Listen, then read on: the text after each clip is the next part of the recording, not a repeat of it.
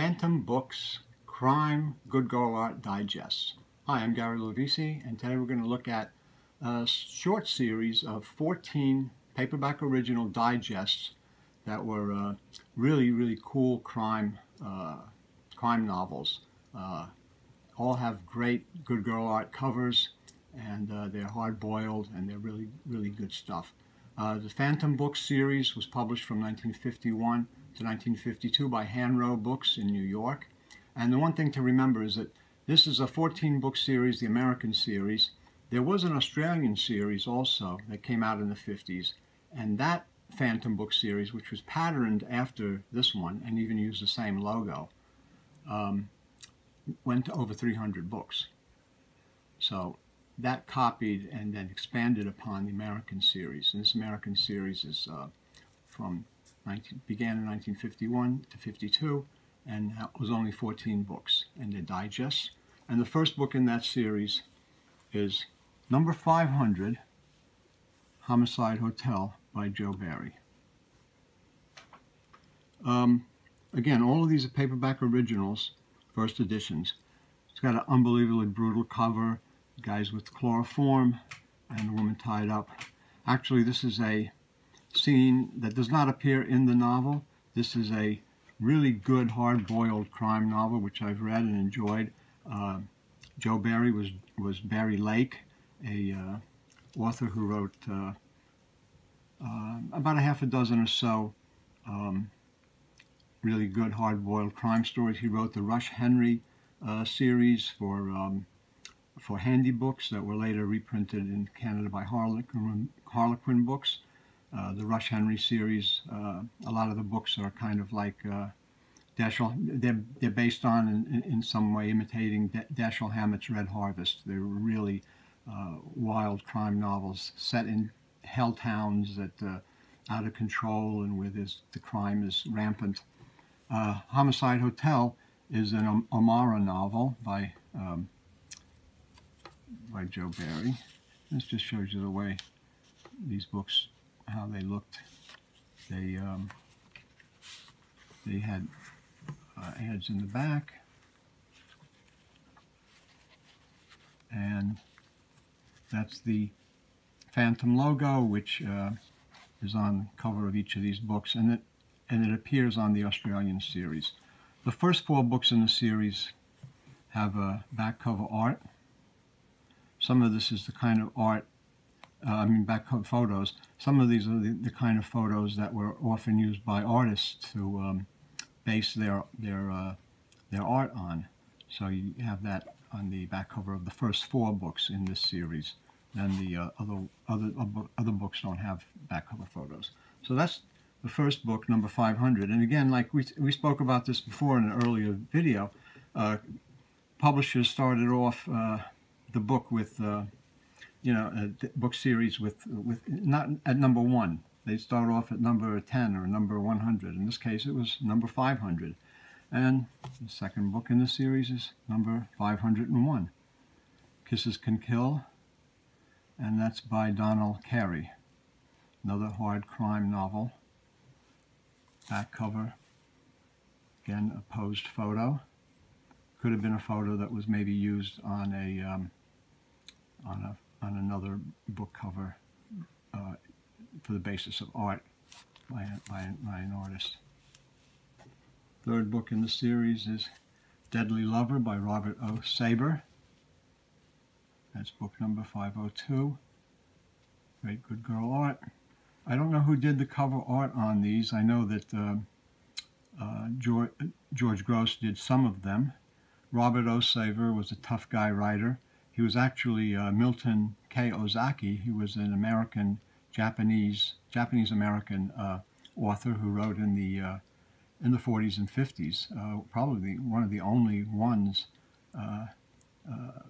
Asian writers that broke into pulp fiction, and he wrote a lot of good stuff. He was wrote as Robert O. Saber and under his own name, Robert K. Ozaki. And again, back cover photo. The 4th book in the series Number 503, Married to Murder by Harry Whittington. Again, all of these are first edition paperback original digests, and tough. Some of them are really tough to find, and some of them are quite a little expensive sometimes in nice condition.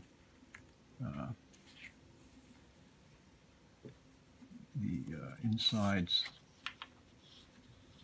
This is 1951, Hanro Corporation, Married to Murder, and the back cover. This is the last one with a back cover photo. And they always say,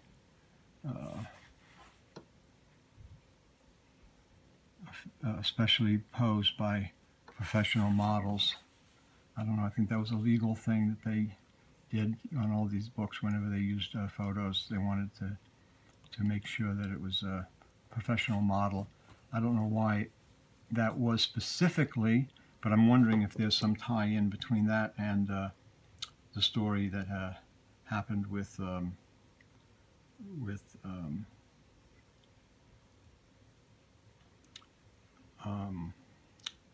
of the other digests that where somebody, a guy's daughter was used as a model.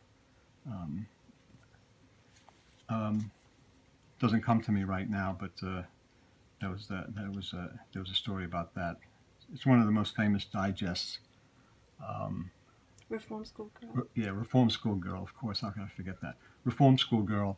And what happened with that in the short story is that they used a model of a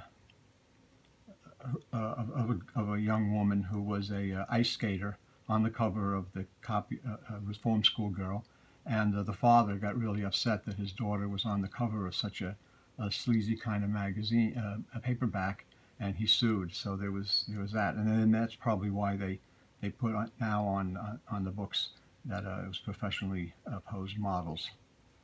Back to the Phantom book series, number 504, Love Me and Die by Day Keane.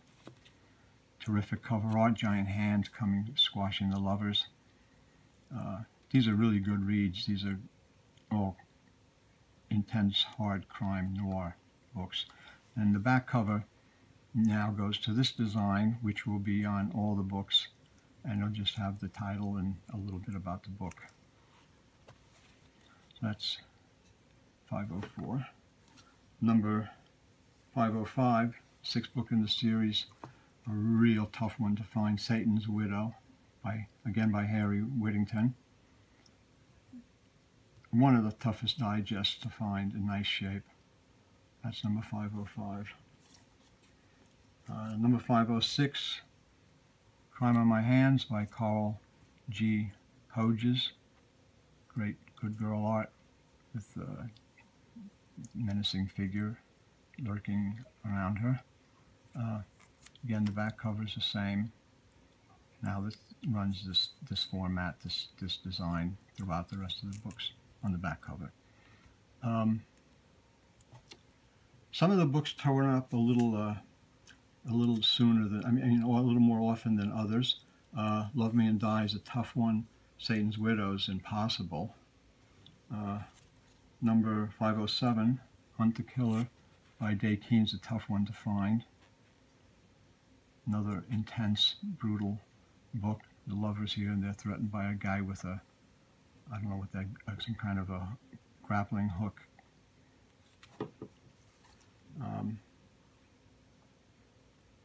That was 507. This is 508. Swamp Kill by Whit Harrison. Whit Harrison was a pseudonym for Harry Whittington. Yeah, she's, the guys are fighting, and she's making away with the cash box with the money in it. I don't know what, who knows what's going to happen when they realize that she's gone with the money. Number 509, Naked Fury by Day Keane. Another great hard crime noir. These are all great to read. A lot of these books have been reprinted and reprinted. A lot of them were reprinted in the Berkeley Diamond paperback series in the later 50s and early 60s. And I actually reprinted 4 of them, the Harry Whittingtons, in the Greif and Crime series around the late 1990s in trade paperback. But these are the first printings. They also appear in the Australian Phantom series with slightly different covers. The covers were redrawn for the Australian series, and we're going to get into that series at some point. But right now we're going to look at number 510, Murder Doll, again by Robert O. Saber, Milton K. Ozaki. And this is interesting. Remember when in the 40s when stockings were seamed in the back and they had designs? It's kind of interesting look. Good Girl Art, leg art cover. Another tough one is 511, Violent Night by Whit Harrison, which is again Harry Whittington. The two detectives and the girl. This is a same kind of cover art they used on the Harlequin book, A Violent Night. A little different, little variations, and of course it was used in the Australian Phantom series. But this is the first edition, Whit Harrison, Harry Whittington. That's the paperback original.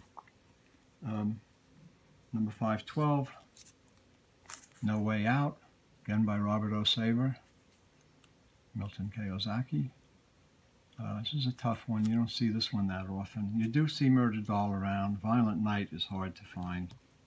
And the last one in the series, 14 books, number 513, because it starts off with number 500, is Wake Up to Murder by Day Keane. And again, the back covers, same back covers, except for the first four books. They use photo covers on the back cover. Photos on the back cover. So there you have the pretty rare American